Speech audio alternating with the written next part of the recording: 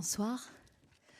C'est un plaisir de vous retrouver ce soir à la Maison de la Poésie dans le cadre de la saison France-Portugal 2022.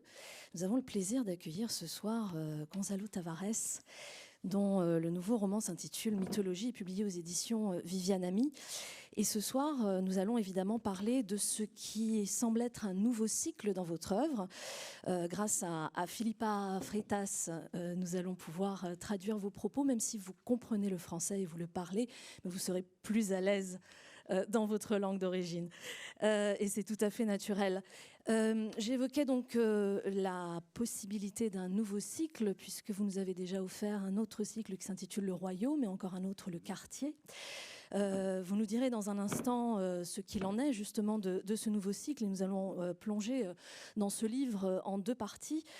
Mais avant de faire cela, j'aimerais qu'on retrace quand même un petit peu votre parcours et votre rapport à l'écriture, qui expliquera peut-être, éclairera encore un petit peu mieux votre travail d'écrivain, et notamment mythologie. Vous êtes, si je ne m'abuse, né en Angola. Vous avez fait des études de physique, de sport et d'art, et vous êtes devenu professeur d'épistémologie. Vous avez mis quelques années avant de devenir écrivain. Je crois que c'est en 2001 que vous publiez pour la première fois. En tout cas, ça fait une vingtaine d'années que vous écrivez. Vous avez écrit de très nombreux romans, mais aussi des contes, des poèmes. Vous avez écrit pour le théâtre également. Et vous êtes traduit dans le monde entier, je crois, une cinquantaine de langues. Ma question, certes banale, mais qui me paraît quand même essentielle, est de savoir qu'est-ce qui vous a donné envie, vous qui avez choisi ces études-là en particulier, qui vous ont plutôt, semble-t-il, porté vers la science. Qu'est-ce qui vous a donné envie d'écrire? Est-ce que d'ailleurs vous aviez envie de devenir écrivain quand vous avez écrit pour la première fois?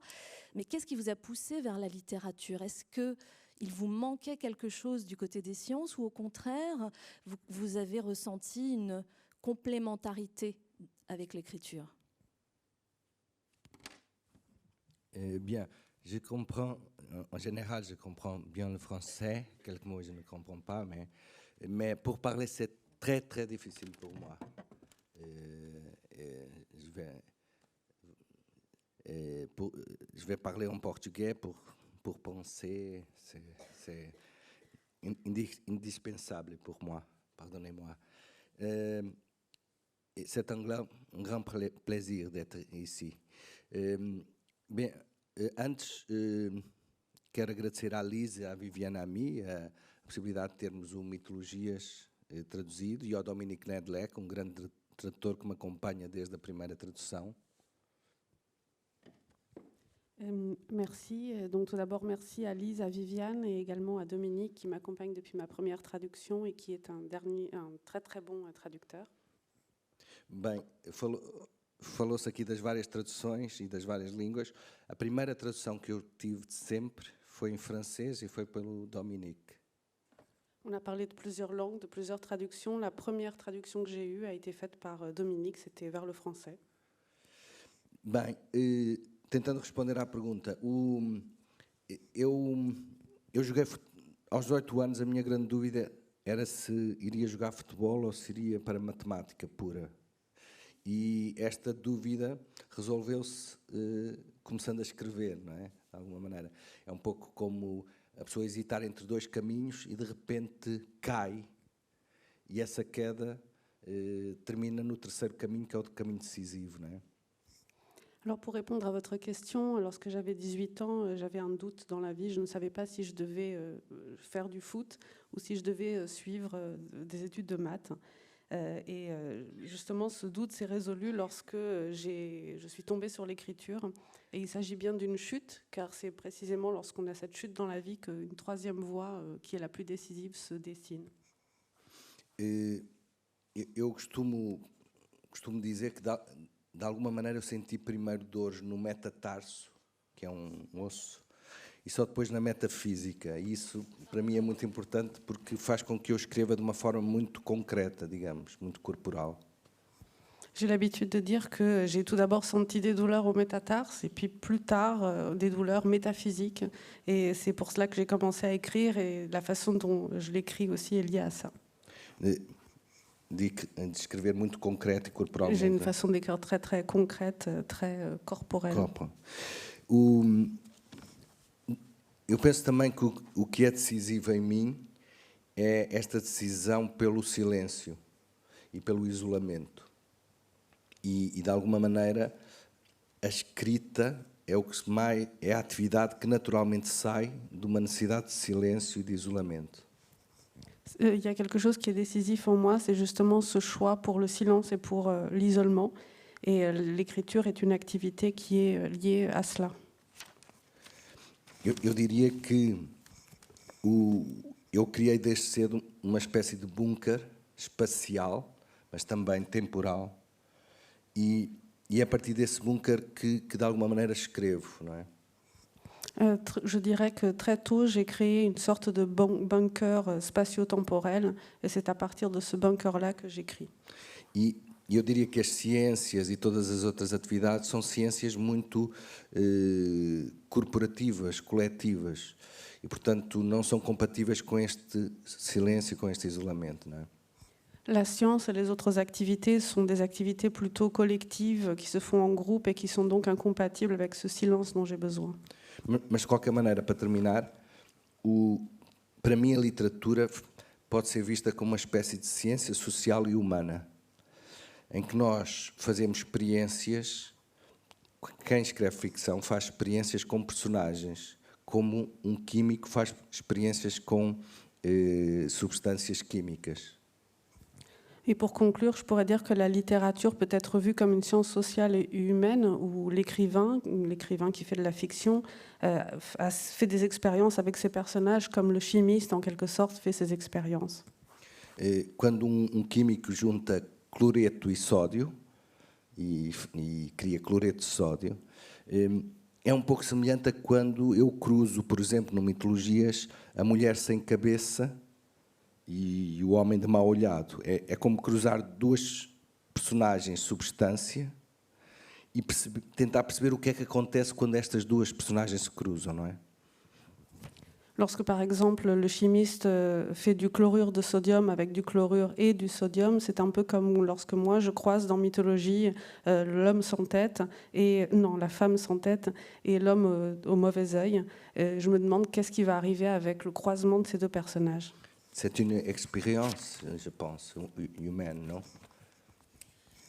Quels sont justement, s'il y en a, les auteurs qui vous ont peut-être influencé et quel genre de littérature surtout? Et je pose la question évidemment parce que vous avez une écriture particulière, parce que vous nous emmenez sur des territoires qui sont de l'ordre du fantastique bien souvent, et encore plus dans Mythologie, dans le surréalisme aussi, dans une forme de magie. Et puis Mythologie évidemment nous renvoie évidemment aux légendes. Vous pouvez lire et aux contes. Peut-être. Mais bien sûr je vais lire, mais je voudrais juste que vous me disiez s'il y a des auteurs qui ont été décisifs dans votre écriture, justement. Bien, la lecture, c'est la première parte. A leitura é a primeira parte da escrita, não é? Isso é muito evidente. E, portanto, há dezenas de autores que me marcaram. Não consigo dizer um. La lecture est la première partie de l'écriture, c'est quelque chose d'évident. Il y a des dizaines d'auteurs qui m'ont marqué, j'aurais du mal à en faire ressortir un en particulier. Eu diria que, falando das mitologias, o ponto de partida é realmente esta ideia do mito como tentativa de explicação da realidade, não é? E nesse particular os mitos clássicos, os mitos gregos essencialmente, mas também mitos indianos, etc. Mas também histórias tradicionais sont talvez o mais marquante aqui. Dans Mythologie, je dirais que le point de départ, justement, est cette idée des mythes fondateurs qui pourraient être une tentative d'expliquer la réalité des mythes classiques comme les Grecs, mais aussi des mythes indiens ou des histoires traditionnelles qui viendraient jouer ce rôle. E sobre a questão do surrealismo e das mitologias, quer dizer, o mito grego, se nós pegarmos na mitologia grega, quando um leão é fecundado ou fecunda pode fecundar um rio, quando um animal se cruza com humanos, enfim, julgo que a mitologia grega não copiou o surrealismo, ou seja, é evidente que a mitologia grega tem tem componentes do surrealismo absolutamente extraordinárias. E, portanto, eu diria que a minha grande fonte, respeitando muito o surrealismo, mas a minha grande fonte, como é evidente, é a mitologia grega, que é de um surrealismo saltitante, não é?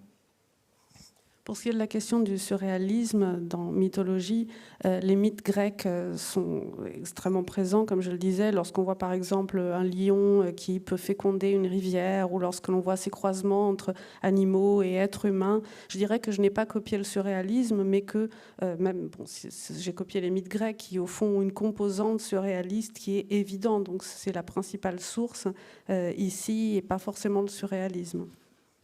Copier peut-être ne sera le mot parfait, je pense, mais la mythologie que vous allez lire un peu, eles partem muito da ideia de como cruzar a mitologia antiga com o contemporâneo. E nesse particular há a questão da máquina. Eu adoro as mitologias gregas, mas claramente para alguém que vive em 2022 há ali uma grande falha, um grande buraco, uma grande ausência, que é a máquina. O Mitologias tenta ter humanos, animais, objetos, coisas e máquinas que de alguma maneira se misturam entre si. Portanto, é uma mitologia que inclui a máquina, eu diria uma mitologia contemporânea, não é? Pour ce qui est de mythologie, effectivement, on part des mythes anciens, d'un croisement avec ceux-là et les mythes contemporains, mais il y a aussi la question de la machine qui émerge ici. J'aime beaucoup la mythologie grecque, mais pour quelqu'un qui est de 2022, il manque quelque chose, et ce manque, ce sont les machines. Et justement, dans mythologie, j'essaie d'associer à la fois des animaux, des êtres humains, des objets, mais aussi des machines, et tout cela est mélangé pour créer ce tout qui est un mythe contemporain. E, por outro lado, antes de ler, há aqui muito da tradição oral, ou seja, da história que a nossa velha avó conta e que, de alguma maneira, entra no livro. O livro tem muito a ver com esta tradição verbal e oral que não é erudita. E isso também me interessava muito, a ideia de fazer um livro que parte de uma literatura popular, quase. No bom sentido, uma literatura que vem do antigo. Alguém que conta que um homem que tinha mal olhado passava pelo espaço e deixava o seu mal olhado. Isto que se conta muito nas aldeias era também muito trazer para a cidade. Também. Acho que também é um livro que traz coisas da aldeia para a cidade. Puis il y a un autre côté aussi, avant de passer à la lecture, qui est important pour moi dans le livre, c'est la question de la tradition orale. Ces histoires qui étaient racontées par nos grands-mères et qui sont intégrées dans le livre pour représenter cette littérature, ces histoires traditionnelles qui ne sont pas des histoires érudites. C'est aussi quelque chose qui est très intéressant pour moi. Et effectivement, c'est toute cette partie de la littérature populaire, dans le bon sens du terme. Quand on racontait, par exemple, dans le passé, quelqu'un dit que dans le village, il y a un homme au mauvais œil qui est entré, qui est passé. Et aussi la transmission de ces histoires du village à la ville était important pour moi.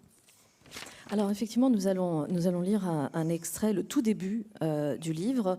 Mythologie est en deux parties. Il y a deux textes complémentaires, La femme sans tête et 5 enfants, 5 souris. Nous parlerons justement des différences et des complémentarités de ces deux textes. Mais pour vraiment rentrer dans votre univers, je pense que le mieux est de vous lire. La femme sans tête, où est-elle? La mère avance seule, sans tête déjà, et cherche ses 3 fils. Elle est dans le jardin, sa tête a été tranchée et le sang qui continue de jaillir trace un parcours, un itinéraire qui sera crucial pour que ses 3 fils puissent la retrouver. Car la mère veut retrouver ses 3 fils, mais elle n'a plus de tête. C'est donc impossible. La mère court sans tête à travers le jardin. Plusieurs poules s'écartent, lèvent les yeux et ne comprennent pas la forme de cet être humain. Le jardin est vaste et la femme à qui l'on a tranché la tête continue de progresser pas à pas comme un être humain à qui l'on aurait bandé les yeux. On croirait la voir jouer telle une enfant à Colin Maillard. Mais cette femme, on ne lui a pas bandé les yeux avec une étoffe. On lui a tranché la tête avec une hache. Elle avance tout en appelant ses fils. Mais dans quelle direction doit-elle crier? Et soudain, elle est perdue. La femme sans tête se trouve dans ce qui est certainement un labyrinthe. Et dans ce labyrinthe, elle croise les animaux les plus divers. Des chèvres, des porcs, des poules, un cheval, des animaux. 2 porcs sont en train de copuler, mais la mère sans tête ne les voit pas. Les 3 fils pénètrent dans le labyrinthe et suivent le parcours emprunté par leur mère grâce au sang qu'elle a perdu. La mère sait que le sang qu'elle laisse couler lui offrira plus tard l'unique moyen de retrouver son chemin. C'est pourquoi, même si elle a peur de trop en perdre, elle sait qu'elle ne doit pas s'arrêter de saigner. Parfois, elle porte sa main droite à ce qui reste de son cou, à l'endroit où on lui a arraché la tête, et recueille dans sa paume un peu de ce sang pour ensuite, de temps à autre, le répandre au sol afin de marquer son passage. Le sang dégage une odeur intense. Il ne sera guère difficile, plus tard, de rebrousser chemin. Mais les 3 fils, à l'arrière, à mesure qu'ils progressent tout en appelant leur mère, nettoient le sol souillé de sang. Le Benjamin vient en dernier. C'est à lui qu'il incombe de faire disparaître jusqu'à la moindre trace du sang de sa mère. « C'est une honte », dit le fils aîné. « Une honte », répète le cadet. Ils appellent leur mère, mais leur mère n'entend pas. Elle n'a plus de tête. Elle n'arrive pas à entendre, du moins à cette distance. Ce qui est étrange, c'est que, même sans tête, elle arrive à crier. Là-bas, devant, elle appelle ses fils. Derrière, ses fils entendent quelque chose et suivent les traces de sang. Arrive un moment où la voix de la mère se fait plus nette. Les 3 fils se mettent à courir, le plus âgé devant, le plus jeune derrière. Soudain, mère et fils se retrouvent. La mère n'a plus de tête. Le fils aîné se met à crier. Le fils cadet pleure, le Benjamin tremble. La mère, même sans tête, tente de les apaiser. Elle leur demande si, en chemin, ils n'ont pas vu sa tête. Ils répondent que non, mais ils veulent savoir comment tout cela est arrivé. Et nous aussi, cher Gonzalo, parce que c'est donc l'entrée dans votre roman. Nous allons rencontrer une pléiade de personnages avec des noms aussi étranges que la femme sans tête, mais aussi, vous l'avez dit, l'homme au mauvais œil, la femme rousse, l'homme le plus grand, et puis bien d'autres dont on parlera tout à l'heure. Est-ce qu'on a là une représentation symbolique ou au contraire, vous parliez tout à l'heure d'écriture concrète, vous êtes dans l'ultra concret quand vous nous racontez l'aventure de la femme sans tête? Bien, se pouvez lire la prochaine partie. C'est curieux, au Portugal, em Portugal, no lançamento deste livro, eu vou ler uma parte, pequeno excerto logo a seguir, que algumas pessoas da plateia riram e outras pessoas ficaram a pensar no trágico. Au Portugal, lors de l'inauguration de ce livre, on a lu un extrait qui est juste après ce que vous venez de lire, et certaines personnes dans l'audience ont senti tout le côté tragique et d'autres ont souri. Comment a-t-elle été tranchée? Demande le fils aîné. Qui l'a tranchée? Demande le fils cadet. Pourquoi? Demande le Benjamin. Les 3 questions mythologiques. La mère répond avec une hache. C'est votre père parce qu'il voulait avoir plus de place au lit. Et dans ce part, il y a beaucoup de gens qui rient. C'est comique, non? C'est une question d'espace, de mètre quadrado, não? De metro quadrado, não é? Uma questão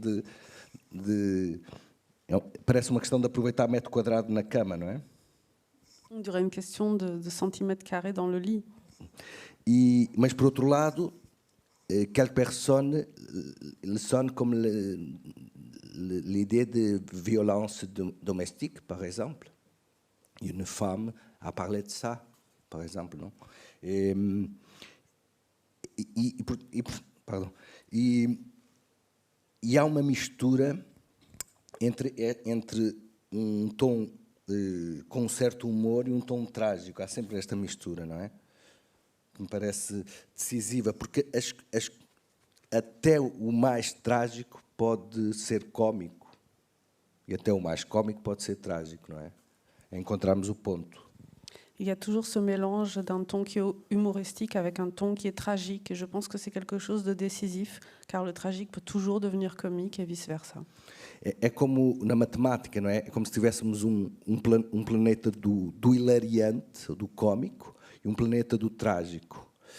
E em vez de estar um completamente para um lado e outro completamente para o outro, há um ponto, eu diria que há um ponto pequenino, onde esses dois continentes, o muito cómico e o muito trágico, se cruzam, não é? C'est comme dans les maths, on a, au lieu d'avoir d'un côté une planète de la joie, du rire, et de l'autre côté une planète du tragique, on les avoir de chaque côté, on a un petit point de confluence où les deux se rencontrent. E para encontrar esse ponto é necessário trabalhar muito, porque é um ponto central, não é? Et pour trouver ce point, qui est un point central, il faut travailler beaucoup. Por exemplo, há aqui muitas questões que são evidentemente, por exemplo, remetem para contos Hansel e Gretel, por exemplo, deixar as migalhas no chão, não é, para saber regressar a casa, ao sair do labirinto. Par exemple, on a aussi plusieurs questions qui renvoient à Hansel et Gretel, qui veulent rentrer chez eux, qui veulent sortir de ce labyrinthe. E que vai deixando pequenos pedaços de pão, não é? Na história original. Et qui laisse des petits bouts de pain dans l'histoire originale. Aqui a mulher sem cabeça vai deixando sangue para saber como recuar, porque ela está sem cabeça, não consegue ver, precisa de uma marca que cheira sangue para poder regressar, não é? Ici, la femme sans tête aussi laisse son sang. Elle a besoin de ce sang pour savoir comment revenir chez elle. Elle a besoin de laisser cette marque, cette odeur du sang. E é curioso, por exemplo, esta questão do também feminina, não é? Desta questão do sangue como marca feminina, que remete para o período feminino, mas aqui este sangue que vem da cabeça, não é? Da própria. Portanto, há aqui muitas misturas, muitas vezes, entre o narrativo e quase uma tentativa, eu não diria psicanalítica, mas as histórias são contadas sem reflexão nenhuma, são só contadas, mas se nós pararmos em cada uma, há várias leituras possíveis da mesma história, não é? C'est curieux aussi cette question du sang, qui est une question féminine, le sang comme marque de la femme qui peut renvoyer aux règles de la femme. Mais le sang ici jaillit de la tête. Et on voit plusieurs mélanges entre le narratif, mais pas de façon psychanalytique. Il ne s'agit pas de psychanalyse, parce que si l'on regarde chaque histoire raconte aussi tout ce mélange entre le narratif et E de alguma maneira as possíveis infinitas interpretações ou seja, não há nunca uma reflexão, mas quem está a ler pode fazer essa reflexão. Il n'y a pas de réflexion au sens propre, mais celui qui lit peut mener à bien cette réflexion avec ce mélange entre plusieurs interprétations et narration. Por exemplo, há um pormenor, pode parecer insignificante, mas penso que é importante. A certa altura, a mãe sem cabeça está à procura dos filhos e os filhos estão à procura da cabeça da mãe. Par exemple, il y a un détail qui peut sembler insignifiant. La mère sans tête cherche ses enfants et les enfants cherchent la tête de la mère. Há também um momento em que eles encontram, ainda só falando deste episódio que tem 4 ou 5 páginas, há um momento em que os filhos encontram finalmente a cabeça da mãe, que é apenas está quase como se fosse um objeto, calada, imóvel, e começam a insultar a cabeça, como se, de alguma maneira, aquela cabeça estivesse a traiçoar a mãe, e a verdadeira mãe fosse a mãe que pudesse abraçar, não é? Il y a un moment, notamment cet épisode dure environ 4-5 pages, où les enfants trouvent finalement la tête de la mère, et la tête est là comme un objet inerte, et les enfants commencent à insulter la tête de la mère, comme si la tête avait en quelque sorte trahi la mère. E também algo que me parece claro, que é, há ali uma decisão dos 3 filhos. Quem é que é a mãe? A mãe é a parte que pode abraçar, não é? Et il y a aussi un moment qui est clair, la décision que prennent les 3 enfants sur qu'est-ce que la mère. Et la mère est la partie du corps de la mère qu'ils peuvent embrasser. La tête de la mère, ce n'est pas la mère. Et ça, il y a beaucoup de possibles interprétations de cette chose. Non? Il y a... chaque paragraphe est comme une histoire à part entière, et puis ça s'entremêle. Par moments, les personnages traversent les chapitres. Il y a dans le 2e chapitre la Révolution. Je l'ai évoqué tout à l'heure, l'homme le plus grand, dont on apprendra qu'il fait 2,35 m. Et cette révolution qui est en marche, avec des hommes qui décrètent que ceux qui tremblent seront coupables. Et au fur et à mesure de la lecture de votre livre, il y a des scènes comme ça qui, tout en ayant quelque chose à la fois de poétique et de cruel, résonnent étrangement vers quelque chose qui n'est pas du tout mythologique, mais qui est plutôt historique. On a le sentiment que derrière la mythologie, derrière les contes, derrière les légendes, tout d'un coup transpire la grande histoire. Est-ce que c'était quelque chose de conscient, un objectif d'écriture? Oui, a ideia é muito escrever mitologias que não estão a falar do passado. Estão a falar muitas vezes de acontecimentos do século XX, século XXI, etc. Oui, l'idée ici, c'était d'écrire une mythologie qui ne parlait pas du passé, mais qui parlait du XXe siècle, du XXIe siècle. É pouco, por exemplo, pensar, se pensarmos em coisas terríveis como o Holocausto, podemos pensar racionalmente sobre isto e podemos criar mitologias sobre porque é que isto aconteceu. Não é? Quer seja sobre a criação do mundo ou a destruição do mundo, neste caso é mais destruição de um certo mundo, podemos sempre pensar em histórias numa espécie de ficção que tente explicar de uma outra maneira, não é? Mas sempre colocando a narrativa no centro, não é? Oui, c'est un peu lorsque l'on prend des sujets qui peuvent être terribles comme l'Holocauste, essayer de le repenser, de créer des mythologies à partir de ces histoires, de cette histoire. On peut aussi le faire lorsqu'il s'agit de la destruction, la création du monde, penser en termes d'histoire, penser en termes de sortes de fiction qui viennent expliquer d'une autre façon ce qui est arrivé, mais toujours avec la narration au centre. A frase, que é uma citação de Peter Sloterdijk, um grande filósofo alemão, quem temer é culpado, é uma frase que vem de alguma maneira até da Revolução Francesa. Não é? Esta ideia de que a culpa está sempre presente em quem tem sentimento de culpa. Não precisa de cometer um crime, mas se a pessoa sente culpa, é um criminoso, não é? Oui, et puis il y a cette phrase du philosophe Peter Sloterdijk qui dit lorsque l'on tremble, on est coupable, et qui pourrait provenir en quelque sorte de la Révolution française, c'est-à-dire que la culpabilité, à partir du moment où elle est présente, chez qui se sent coupable, fait de lui un criminel, fait de lui quelqu'un de fautif. E isto, por exemplo, é uma questão quase central por exemplo, na tradição judaico-cristã, essa tradição de nós nascermos culpados. Aliás, o batismo, tenho muito respeito pela religião e tento estudar a religião, mas a ideia do batismo é a ideia de começar a lavar uma culpa, a apagar uma culpa, a ideia de que nós nascemos com uma culpa, não é? D'ailleurs, c'est une question qui est centrale dans la tradition judéo-chrétienne. Nous naissons coupables, d'où aussi l'idée du baptême. J'ai beaucoup de respect pour les religions et je les étudie beaucoup, mais c'est déjà une idée de nettoyer, de purifier la culpabilité.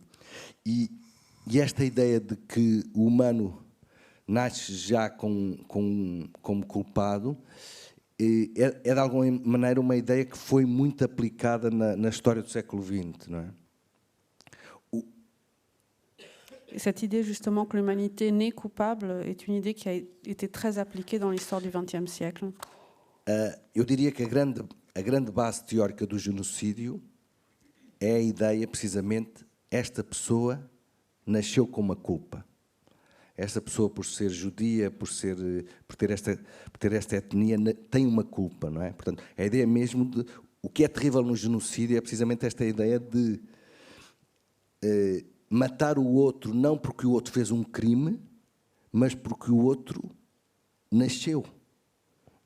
E nasceu já com um crime, não é? E é isto que é terrível na ideia do genocídio. Justement, je dirais que c'est aussi ce qui est à la base de la théorie du génocide, cette idée que l'on est coupable parce qu'on est juif, parce qu'on a telle ethnie. Et c'est ça qui est terrible dans le génocide, c'est qu'on tue l'autre non pas parce qu'il c'est un criminel ou parce qu'il a réalisé un crime, mais parce qu'il est né ainsi. E penso que isto é uma das questões também que está muito no Mitologias. Este século XX, que é um século XX, o século XX para nós está muito próximo. Nós ainda não entendemos, não é? Há duas grandes teses sobre o Holocausto. Há infinitas teses, mas há duas muito opostas. A ideia de que o Holocausto é um extraterrestre, digamos, histórico, é qualquer coisa de imprevisível. E outra tese, que é a ideia de que o Holocausto é apenas o contínuo, continua apenas qualquer coisa que já se estava... A ideia de um milagre negativo, um milagre negro, o Holocausto, qualquer coisa que acontece, ou a ideia de uma continuidade lógica, não é? Uma coisa quase antidivina ou uma coisa quase racional. E nós ainda estamos aqui a tentar perceber. Isto foi um antideus qualquer que fez isto e isto aconteceu e não acontecerá mais, ou é um contínuo, não é? Ou é qualquer coisa que faz parte de uma espécie de série matemática. 2, 4, 6, 8, 10, 12 e o 14 é o genocídio, não é? Há quem diga que o genocídio, ou por exemplo no caso do Holocausto, seja, nós estamos numa série histórica 2, 4, 6, 8 e aparece 496 lá no meio, depois 10, 12. Esta ideia se é uma coisa natural ou se é qualquer coisa de extraordinário, não é? Oui, justement, je pense que ces questions sont très présentes dans Mythologie. Le XXe siècle est un siècle qui est encore très proche pour nous. Nous n'avons pas encore pu le comprendre tout à fait. Il y a énormément de thèses sur l'Holocauste, mais j'en détacherai deux qui me semblent opposées. C'est-à-dire que d'un côté, l'Holocauste était une sorte d'extraterrestre historique, quelque chose qui était tout à fait imprévisible. De l'autre côté, à l'inverse, c'était dans la continuité de l'histoire. Donc d'un côté, miracle négatif, miracle noir, ou de l'autre côté, une espèce de continuité logique. Donc on a cette opposition entre, d'un côté, une anti-divinité, un anti-dieu qui ferait cela, ou alors une continuité dans l'histoire. Et je pense que nous cherchons encore à comprendre qu'est-ce que c'est. Est-ce que, en quelque sorte, l'Holocauste fait partie d'une série mathématique? On avait 2, 4, 6, 8, et on arrive au génocide. Ou alors est-ce qu'on a 2, 4, 6, 8, 496 tout d'un coup, et puis on revient à 10, 12. Donc est-ce que c'est un phénomène qui, en quelque sorte, était dans la continuité, ou est-ce que c'est quelque chose de complètement imprévisible? Comme un accident oui. de parcours. Alors il y a un personnage aussi dont j'aimerais qu'on parle, qui est l'homme au mauvais œil, qui... est un personnage ambigu, me semble-t-il, puisque à la fois il fait peur, il est l'homme qui, quand il vous regarde, jette le malheur sur vous, et simultanément on a le sentiment que tout le monde le recherche d'une certaine manière, un peu comme un oracle. Est-ce que vous pouvez nous parler un petit peu de ce que symbolise ce personnage qui va à la rencontre des gens, qui va rencontrer aussi des enfants, où là le rapport est encore différent avec les enfants qu'on va évoquer, hein, puisque c'est la deuxième partie. Homem do Mal Olhado, não é? O Homem do Mal Olhado é uma das personagens centrais deste livro, e eu queria criar uma personagem com esta ambiguidade. Ele tem mau olhado, ou seja, aquilo para onde ele olha vai ter problemas. Se ele olha para uma pessoa, essa pessoa ficará doente. Se olha para um objeto, esse objeto não aguentará muito tempo. Enfim, é o mau olhado típico. Mas ao mesmo tempo ele é bom. Ele é um homem bom. Oui, donc l'homme au mauvais œil est un personnage central dans Mythologie. Je voulais créer un personnage qui ait cette ambiguïté, un personnage qui, effectivement, là où il regarde, cause des problèmes. S'il regarde quelqu'un, cette personne peut tomber malade, il lui arrive quelque chose. S'il regarde un objet, l'objet a un problème aussi. Mais en même temps, l'homme au mauvais œil est quelqu'un de bon. C'est un homme bon. E é interessante pensar isto, não é? O que é que pode fazer um homem bom se tem um mau olhado, não é? Como viver? Et c'est intéressant de penser à cela. Que peut faire un homme bon s'il a un mauvais œil? Comment est-ce qu'il peut vivre? E de alguma maneira uma das decisões dele é olhar para baixo, tentar olhar o mínimo para as pessoas e para as coisas. Une de ses décisions, justement, est de regarder vers le sol, de regarder au minimum les gens, les objets. E muitas vezes o que acontece, de uma forma direta ou indireta, é ele começar a ser até maltratado, porque há uma certa timidez. Ele conhece tão bem a sua maldade que isso é confundido com timidez, com fraqueza, não é? Muitas vezes é insultado, maltratado, etc. Et très souvent, il est directement ou indirectement maltraité à cause de ce qui est perçu comme une forme de timidité, parce qu'il connaît sa propre capacité à nuire, et donc il va baisser le regard, il va se montrer timide, et on va prendre ça pour une faiblesse. E isto parece-me que tem muito a ver com qualquer coisa também do olhar dos outros. O olhar dos outros pode fazer de qualquer pessoa um homem com um mau olhado ou com um bom olhado, não é? O olhar dos outros é decisivo, não é? Muito mais do que o nosso olhar sobre as coisas, dá-me ideia. Et ça me semble lié à la question du regard de l'autre, parce que le regard de l'autre peut faire de quelqu'un de mauvais ou de bon. Se grupo olhar durante muito tempo para uma pessoa como se ela fosse terrível, ela acabará por ser terrível. Si un groupe regarde longtemps quelqu'un comme si cette personne était terrible, elle finira par devenir terrible. E peut-être, se nós formos otimistas, podemos também pensar o contrário, não é? Et si on est optimiste, on peut également penser l'inverse. Que alguém olhado e que se pensa que é um ser maravilhoso se transformará, mesmo não sendo, se irá transformar num ser maravilhoso, não é? Si on regarde quelqu'un comme s'il était un être merveilleux, il deviendra, même s'il ne l'est pas, quelqu'un de merveilleux. Alors, on va rencontrer dans cette première partie d'autres personnages. Je le disais tout à l'heure, la femme rousse qui va rencontrer une autruche un peu particulière aussi, qui va lui dévorer le cerveau. On va croiser différents personnages jusqu'au moment où il y a comme une rupture même de rythme dans votre livre. Et nous allons passer sur une seconde partie qui s'appelle 5 enfants, 5 souris, où la narration et la rythmique de cette narration changent. On retrouve des personnages qui sont dans la première partie, mais d'une certaine façon, l'ambiance est différente.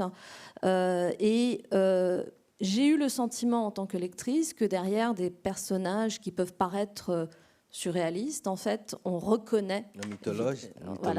Mythologique.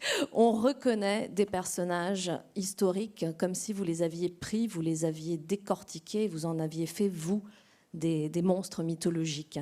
Alors, cette deuxième partie, on en lira aussi un petit extrait, mais peut-être déjà nous dire pourquoi avoir justement fait le choix de créer cette rupture au cœur de votre livre et de faire non pas un roman linéaire, mais un roman en 2 parties.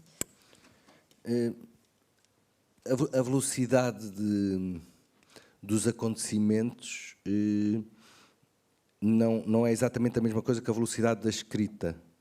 Ou seja, podem acontecer muitas coisas rapidamente numa página, ou nós podemos escrever rapidamente e não acontecer muito, não é? A velocidade de acontecimentos e velocidade de escrita não é exatamente o mesmo. La vitesse des événements n'est pas la même chose que la vitesse de l'écriture dans un livre. Beaucoup de choses peuvent arriver en très peu de temps, mais on peut aussi écrire très vite, et ce sont 2 choses différentes. E eu penso que é comum às 2 partes do livro a velocidade dos acontecimentos. Et je pense que ce qui est commun aux 2 parties de ce livre, c'est la vitesse des événements. C'est le même. La différence, c'est la vitesse de l'écriture, je pense.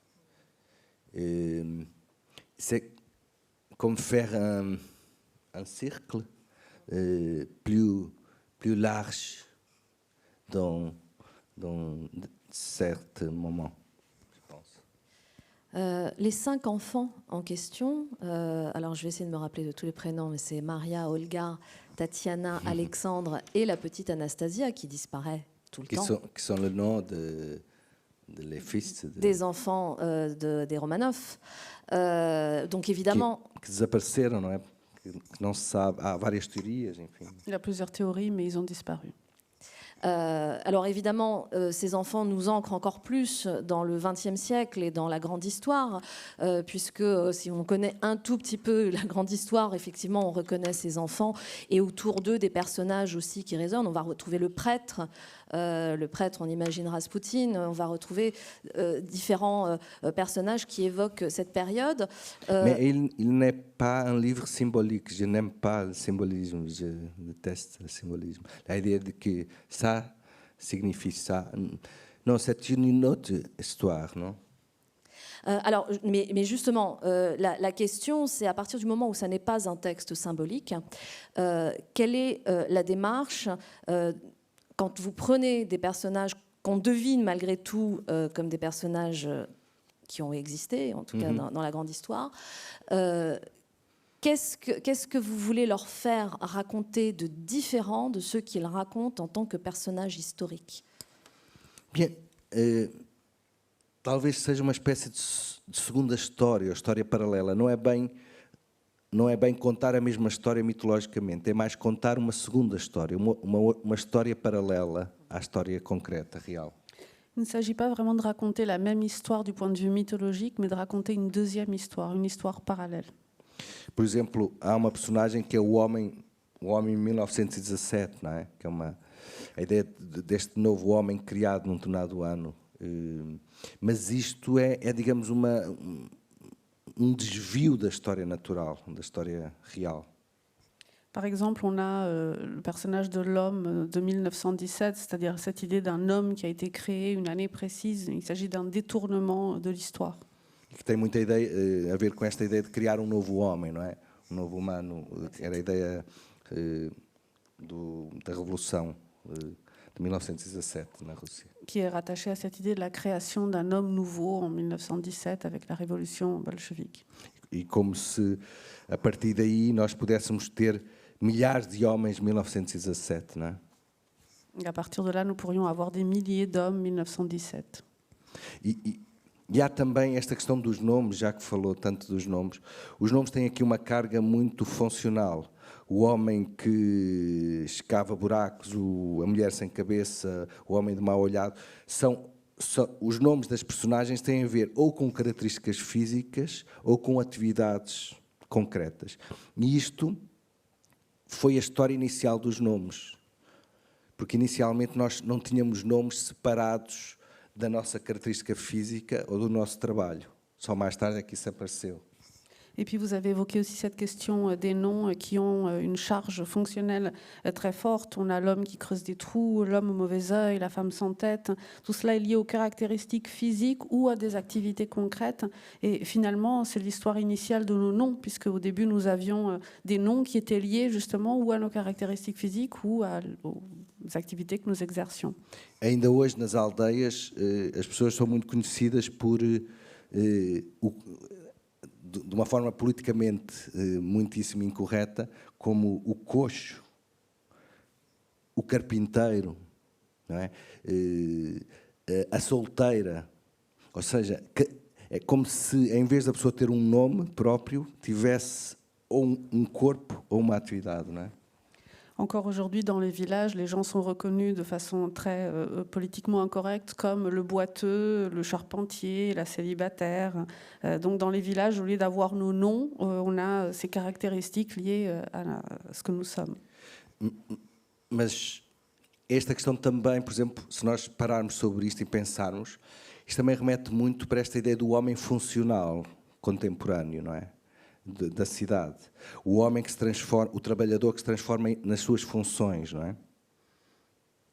Et si nous réfléchissons un peu sur cette question, c'est lié à l'homme fonctionnel, l'homme de la ville, l'homme contemporain qui devient finalement ce qu'il fait, son travail. Porque de alguma maneira o capitalismo, uma espécie de extremo capitalismo, transformou algumas pessoas no porteiro, no funcionário que traz as chaves. Ou seja, as pessoas transformaram-se em funcionários. Fonctionnaire, en portugais et en français, il avait la même étymologie. Et un homme, ce n'est pas un fonctionnaire. Un fonctionnaire, c'est autre chose. Et quand l'ambiance c'est capable de transformer une humaine dans une fonctionnaire, c'est le premier pas pour transformer un humain dans une machine.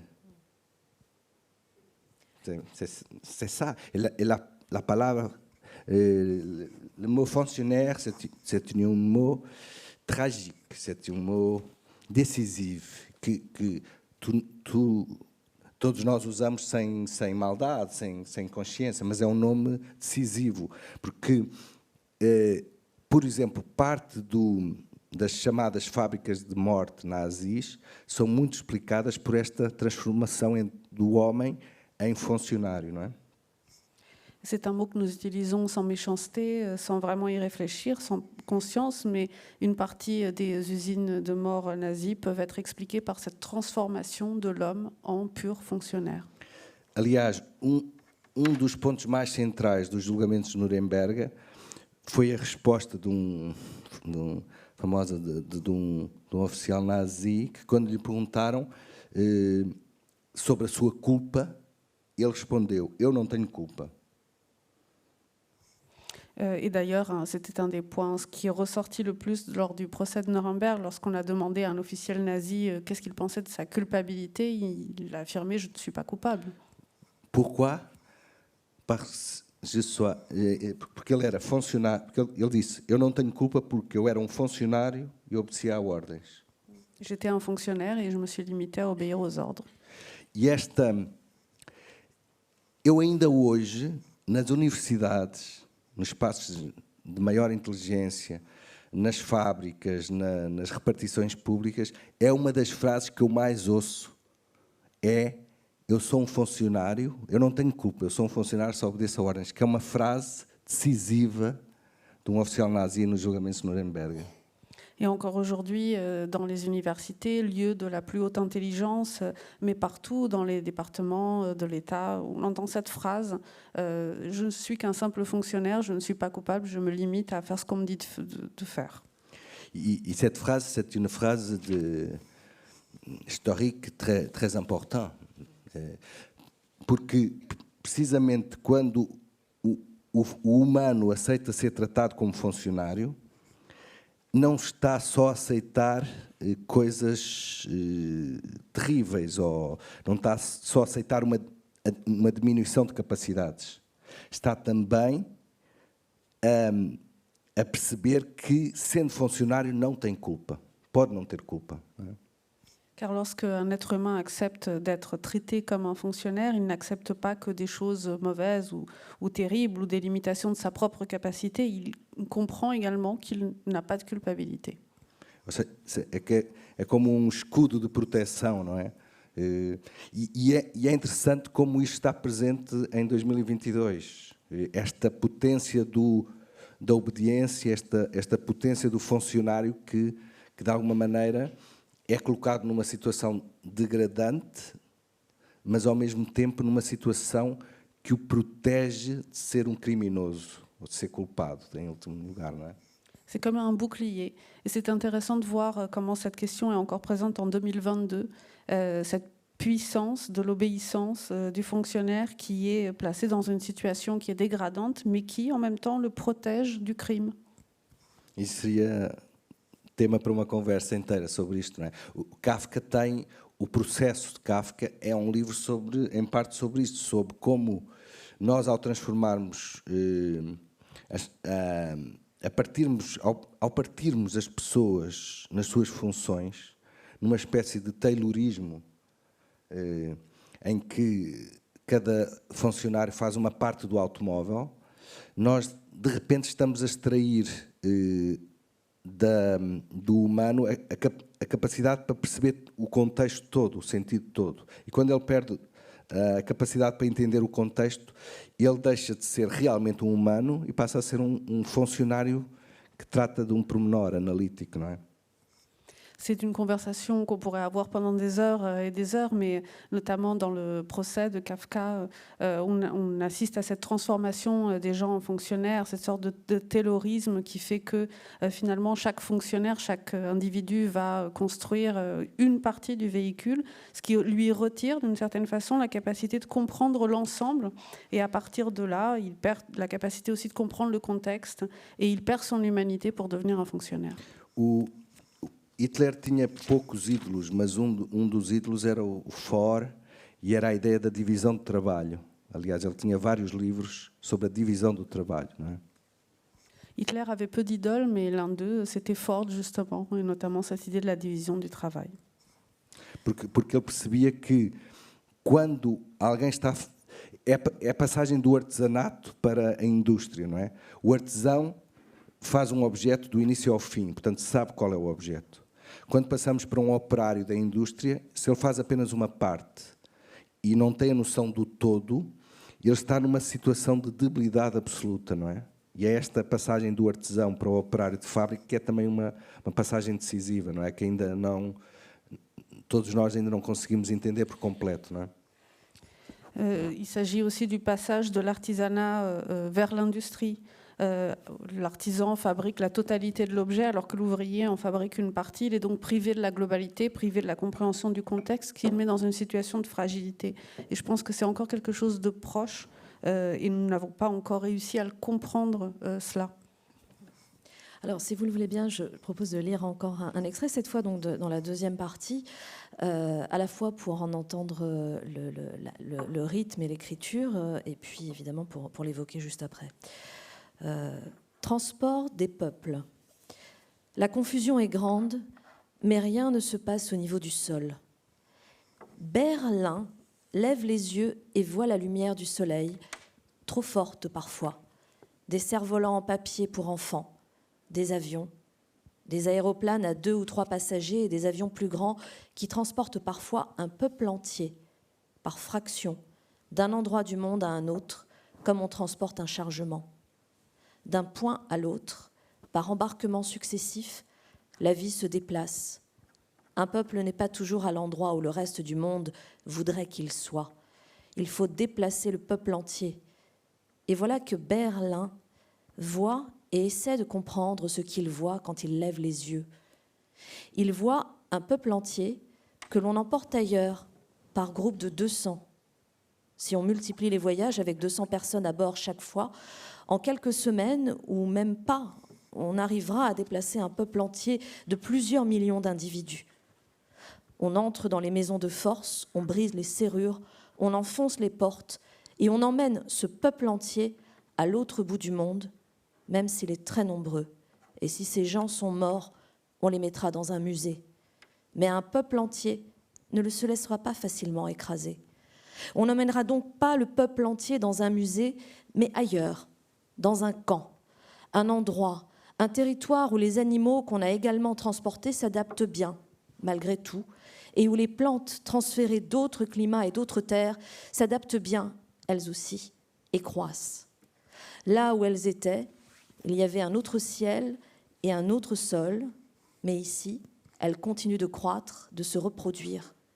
En cela, un peuple entier est très semblable à un peuple de plantes que l'autre bout du monde réclame ou que ce bout du monde rejette. J'ai juste envie de vous demander quel est ce peuple entier dont vous parlez. Est-ce que c'est un prétexte pour parler de nous tous ? Vous parliez tout à l'heure de l'homme qui est limité à sa fonction au point de devenir quasiment un objet. Là, on parle d'un peuple entier. Alors, je précise que peuple entier, il y a un trait d'union entre les deux mots. Donc, ça devient presque un nom. Et ce peuple entier devient une entité où il n'y a pas plusieurs personnes, mais c'est le peuple entier que l'on déplace. Quel est ce peuple entier? Eu não gosto muito de concretizar com nomes, digamos, históricos, porque precisamente nós, quando concretizamos um nome, se eu falasse em judeus, eu estava a anular uma série de outras possibilidades que existiram e existem, não é? Je n'aime pas trop concrétiser avec des noms historiques un phénomène, parce que lorsque l'on concrétise, par exemple en parlant de peuple juif, on annule aussi toute une série d'autres possibilités. O que me parece aí muito é que é evidente que há factos históricos de que imediatamente nos lembramos, mas esta ideia de colocar um povo ou um grupo de pessoas num determinado espaço, um gueto, não é? É uma ideia muito de armazém, que remete para o armazém de mercadorias. C'est évident que voilà, on a plusieurs faits historiques auxquels nous pensons tous, mais cette idée de prendre un peuple, prendre un groupe de personnes et les mettre dans un ghetto renvoie à une idée d'entrepôt. É uma espécie de armazém de mercadorias, não é? Mercadorias que ou não podem ser agora usadas ou não as queremos usar. E de alguma maneira o que é interessante pensar é como nós vamos, mesmo em cidades democráticas, vamos construindo pequenos armazéns. Por exemplo, recentemente em algumas cidades, em algumas capitais europeias, eu não vou dizer o nome precisamente porque teríamos tendência a pensar que nós somos bons, somos diferentes e os outros são, mas em algumas cidades capitais europeias, todos os sem-abrigo foram retirados para os arredores dessas cidades, para cidades secundárias à volta. E, portanto, estamos nas capitais, não vemos nenhum sem-abrigo, e esse povo dos sem-abrigo foi levado para a periferia. Não é? Dans l'idée de l'entrepôt de marchandises, on a les marchandises que nous ne pouvons plus utiliser, on a aussi les marchandises que nous ne voulons pas utiliser. Et je pense que c'est intéressant de penser aussi à comment dans nos villes modernes, on a cette question de l'entrepôt qui surgit. Dans des villes démocratiques aussi. Récemment, par exemple, je ne vais pas citer de nom, mais on a constaté dans certaines capitales européennes, et je ne dirai pas de nom parce qu'on pourrait penser que nous faisons bien les choses alors que les autres non, et ce n'est pas le cas. On a vu les sans-abri disparaître complètement des centres-villes. Ils ont été en réalité emmenés en banlieue, dans la périphérie de ces villes, et donc ils ont littéralement disparu du centre des villes. Muitos centros, por exemplo, de recepção de imigrantes, normalmente imigrantes muito pobres, que estão a tentar ter o visto europeu, e nos últimos 10 anos era interessante haver um estudo de quantos desses centros de recepção de imigrantes e de nacionalização passaram dos centros das cidades para a periferia da cidade. Notamment, par exemple, on a beaucoup de centres d'accueil pour migrants, des migrants généralement pauvres qui cherchent à obtenir un visa, sont allés s'installer en périphérie. Ce serait intéressant d'avoir une étude, par exemple, sur les 10 dernières années pour savoir combien, précisément, de centres d'accueil ont basculé vers la périphérie des villes. Et en même temps, le tourisme, non? La force du tourisme. Le touriste qui ne voulait pas voir le sans-abri. Sans-abri. Sans-abri. Ce n'est pas joli. Il y a dans cette deuxième partie un train très rapide qui traverse les pages à toute allure. Il est si rapide, dit-on, qu'il rend fou. Et à bord de ce train, il y a un homme qui s'appelle Moscou, il y a un homme qui s'appelle pas Paris, il est bègue. Moscou se rend en Russie, pas Paris se rend à Paris, et ils sont dans le même train qui court à vive allure. Et ils sont tous les deux persuadés d'aller dans la bonne direction. Alors, il y a eux deux. Berlin, que j'évoquais tout à l'heure dans la lecture de ce texte, donc Berlin, pareil, avec un trait d'union entre Ber et Lin, va aussi monter à bord de ce train. Finalement, ce train, Où va-t-il? Est-ce qu'il va dans la direction de Moscou ou dans celle de Paris? Le train, c'est la vélocité. Et comme Jacques Tati le disait, quelqu'un avant, há fascínio pela velocidade, não é? Il y a une fascination pour la vitesse. E todos nós somos fascinados pela velocidade, mas a velocidade eu diria que a velocidade, o acidente, a tragédia estão muito ligadas. A velocidade eu diria que é o prefácio da tragédia. Nous avons tous une fascination pour la vitesse, mais je dirais que la vitesse, l'accident, la tragédie sont généralement liés, et je dirais même que la vitesse est la préface généralement des tragédies. O comboio faz as pessoas entram no comboio, como disse, e saem, andam um determinado percurso a uma grande velocidade, uma velocidade enorme, ficam cegos, não conseguem ver, não é? Como todos nós temos essa experiência. O excesso da velocidade faz-nos cegos, não é? Não conseguimos ver nada. Aí eles faz cegos, mas quando o comboio para, eles saem loucos. Portanto, é um comboio de fazer loucos, não é?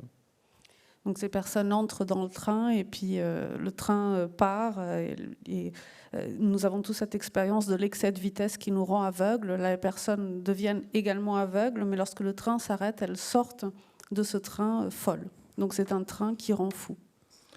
E portanto, é de alguma maneira a velocidade que faz loucos.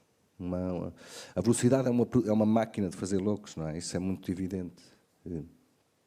Et c'est la vitesse qui, en quelque sorte, les rend fous. Et la vitesse est une machine à rendre fou. E é interessante, a mim, como é evidente para mim, a filosofia é central. E há uma história que eu costumo contar, que gosto bastante, que é do Wittgenstein. Wittgenstein conta que quando dois filósofos se cruzam na cidade, no passeio, um deve dizer ao outro, mais devagar, mais devagar. Et c'est intéressant, bon, comme vous vous en doutez, la philosophie est centrale pour moi. Il y a une histoire que Wittgenstein racontait sur deux philosophes qui, lorsqu'ils se croisent en ville, l'un dit toujours à l'autre « plus lentement, plus lentement ». Et je pense que ça, c'est une bonne suggestion pour le século, plus lentement. É curioso como a velocidade se tornou numa categoria positiva em 2022. A ideia da velocidade transformou-se numa coisa positiva e a ideia de lentidão numa coisa negativa, que é puro absurdo. É uma ideologia. A ideia da velocidade como algo positivo e a lentidão como negativo é uma ideologia. Et c'est curieux de constater comment la vitesse est devenue, en quelque sorte, quelque chose de positif en 2022, alors que la lenteur est devenue quelque chose de négatif, alors que c'est complètement absurde. C'est une idéologie de dire que la vitesse est quelque chose de bon. Ce n'est pas objectif, parce que quand je dis c'est très vite, il est très lent, je décris une situation, c'est une description. Não é um juízo de valor. Ce n'est pas un jugement de valeur. Mas aquilo que é descritivo transformou-se num juízo de valor. Nós transformamos aquilo que é algo que é lento, algo que é rápido, algo que é descritivo, transformamos num juízo de valor e colocamos a lentidão como negativa, não é? Nous avons pris quelque chose qui est finalement descriptif et nous l'avons transformé en un jugement de valeur en attribuant à la lenteur quelque chose de négatif. Há escritor que fala de precisamente falando das mitologias, diz que falta um Deus, que é o Deus da lentidão, não é? Un écrivain a dit justement en parlant de mythologie qu'il manque un dieu et c'est justement le dieu de la lenteur. De la mythologie classique, porque, par exemple, Hermes, etc., sont les dieux de la vitesse, não? On a Hermès qui est le dieu de la vitesse. A ideia de alguém ser Deus, de ser divino, porque faz as coisas devagar, acho que é uma ideia extraordinária, que quase não existe e que devíamos valorizar, não é? L'idée de quelqu'un qui est un dieu et qui fait les choses extrêmement lentement est un dieu parce qu'il fait les choses lentement est une idée extraordinaire et on devrait la mettre davantage en valeur. Il y a j'aime beaucoup, je parlais em outra situação há um santo em Itália, não me lembro agora do nome, mas é o único santo que nunca fez milagres. Il y a un saint en Italie dont je ne me souviens pas le nom, mais c'est un saint qui n'a jamais fait de miracle. O que é que ele fazia? Ele era porteiro. Il était concierge en réalité. E o que ele fazia ele abria as portas com alegria. Il ouvrait les portes avec joie. E foi transformado em santo, Il est devenu un saint à cause de cela, numa pequena aldeia italiana. dans un petit village italien. Eu acho isto lindíssimo, não é? Lindíssimo. E, ou seja, eu acho que nós temos que criar uma nova religião com novos santos, novos deuses, e muitas das coisas que nós estamos a diminuir, a tirar valor, são coisas que devem ser santificadas de alguma maneira, não é? A lentidão, a sombra. Nesse aspecto, por exemplo, alguma do pensamento oriental clássico é um pensamento que valoriza um pouco a questão da lentidão, a sombra. Não é? Há um extraordinário livro que é o Elogio da Sombra, do Tanizaki, que é precisamente claro que isto não é uma questão ocidental, mas esta ideia da velocidade, se nós estivermos a pensar, a velocidade domina-nos por completo, domina quase todo, desde as relações afetivas às relações de trabalho, ao tráfego do carro. Muitas vezes a própria velocidade domina, por exemplo, nas tarefas domésticas, não é? A pessoa quer fazer as coisas rapidamente, quer pôr água rapidamente no copo. Porquê é que eu quero pôr água rapidamente no copo? Porquê? Non entendo. Je trouve que c'est quelque chose de très très beau et que nous devrions créer une nouvelle religion avec de nouveaux saints, de nouveaux dieux pour mettre en valeur justement la lenteur, l'ombre, des choses qui devraient être sanctifiées en réalité. Et c'est quelque chose qui est très clair dans la pensée orientale. On a par exemple un livre de Tanizaki, L'éloge de l'ombre, qui met en valeur ces questions. Mais ce n'est pas qu'une question occidentale, cette caractéristique positive qui est attribuée à la vitesse. Et c'est quelque chose qui est présent partout, dans les liens que l'on a au travail, dans l'affect qu'on a vis-à-vis des personnes, dans la circulation des voitures en ville. La vitesse est partout. Et elle domine même dans nos tâches domestiques. Par exemple, on va se verser un verre d'eau, mais vite. Mais pourquoi faire? À quoi bon? Sim, sim. Eu fiz 2 viagens, algumas viagens ao Oriente, 2 muito marcantes, uma à Índia e ao Japão. No Japão eu visitei uma família muito nobre, muito nobre, ou seja, riquíssima. J'ai fait plusieurs voyages en Orient et notamment 2 voyages qui m'ont beaucoup marqué en Inde et au Japon. Et lorsque j'étais au Japon, j'ai rencontré une famille noble, vraiment très très riche. E fui à casa, digamos, clássica, à casa de família. Et j'ai été dans leur maison de famille. E eu entrava num compartimento e eu conseguia contar quantos objetos estavam nesse compartimento. Entrava num compartimento e estavam 10 objetos nesse compartimento. J'entrais dans une pièce et je pouvais compter le nombre d'objets qui s'y trouvaient. Par exemple, là, il y en avait une dizaine. Entrava num outro e havia 7 objetos. Dans une autre pièce, il y avait 7 objets. Ou seja, o que havia basicamente era espaço vazio. En fait, il y avait surtout du vide. E uma coisa, talvez o que mais me fascinou, até por causa desta questão da velocidade, porque nós ocidentais queremos pôr rapidamente a água, queremos pôr, estamos a aquecer uma coisa, a fazer outra ao mesmo tempo, não é? Temos até em coisas muito pequeninas, estamos a fazer várias coisas, esta questão da multitarefa, não é? De várias coisas. Et justement, c'est quelque chose qui m'a fascinée parce que nous, occidentaux, on cherche toujours à tout faire très vite, à faire du multitâche, à réchauffer l'eau, à nettoyer, même chez nous. Of course, claro que é uma generalização. Há ocidentais muito diferentes, orientais muito diferentes, há orientais muito mais obcecados pela velocidade que nós. Estou a falar de uma forma mais geral, não é? Claro que há exceções, não é? Bien sûr, je généralise. Il y a des orientaux qui sont beaucoup plus obsédés par la vitesse que nous. Bon, et pas tous les occidentaux sont comme ça. Mais dans cette famille, o que mais me marcou foi entrar na cozinha. Eles eram 4, um casal com 2 filhos, e tinham 4 pratos, 4 copos, etc. Moi, ce qui m'a le plus marqué, c'est quand je suis allée dans leur cuisine, ils étaient un couple avec 2 enfants et ils avaient 4 verres, 4 assiettes. E para as pessoas que os visitavam, eles iam buscar pratos e copos a uma espécie de armazém, despensa, fora da casa. Et pour ceux qui venaient leur rendre visite, ils allaient chercher des assiettes ou des verres en dehors de chez eux, dans une espèce de petite remise. Eles seguiam pouco a ideia de que só ter objetos em casa que se usa pelo menos uma vez por semana. Era dos...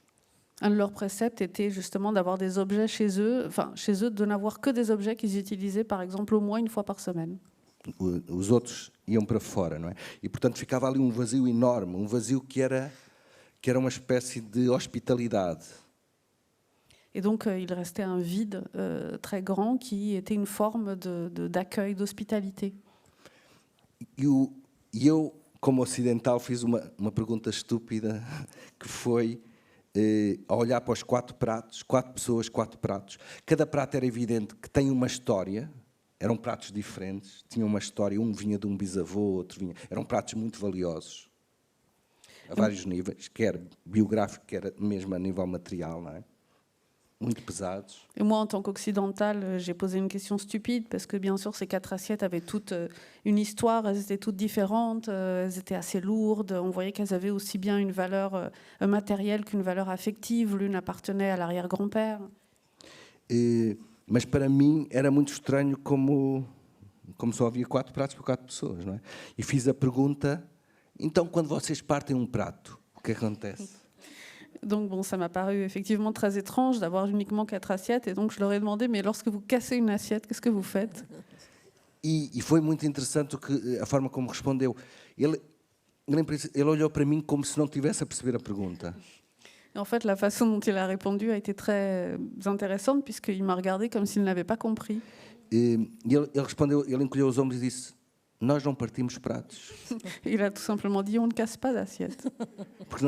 Ele depois até perguntou se partir intencionalmente, se eu estava a falar. Il m'a même demandé, mais quoi, vous voulez casser une assiette exprès ou... E depois porquê é que eles não partem os pratos?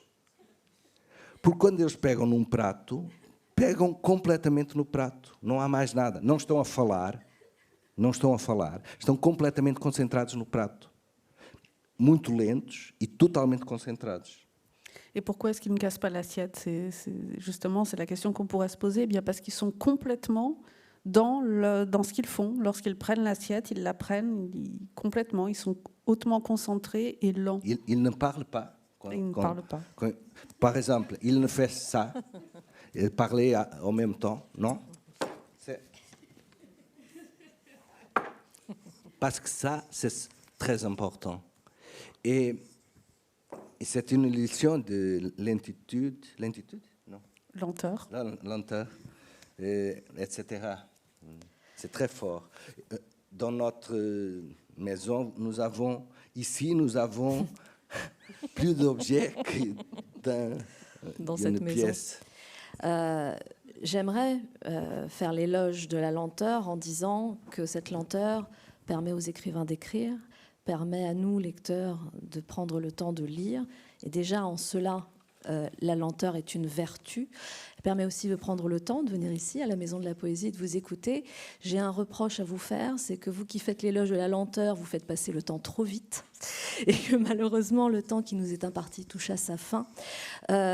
Ce livre, qui est tant mieux impossible à résumer, tant il y a de personnages, de situations, de contes, de mythologies et de légendes, embarqueront, je pense, chaque lecteur avec son propre imaginaire. Et vous parliez tout à l'heure d'un monde parallèle, inspiré d'éléments qui nous sont familiers, mais qui nous emmènent dans une histoire parallèle. C'est ça aussi, la magie du texte et de la littérature. Mythologie, c'est le début d'un cycle, nous l'avons dit. Nous attendons aussi le prochain avec impatience. Merci infiniment, Gonzalo Tavares. Merci beaucoup à Philippa Freitas d'avoir traduit vos propos. Merci aussi à Dominique Nedelec, grand traducteur qui vous traduit depuis d'ailleurs, je crois, de très nombreux roman, peut-être même le premier traduit en français. Et on va vous retrouver pour une dédicace à la sortie. Merci beaucoup à vous tous d'avoir été. C'était un plaisir. Merci.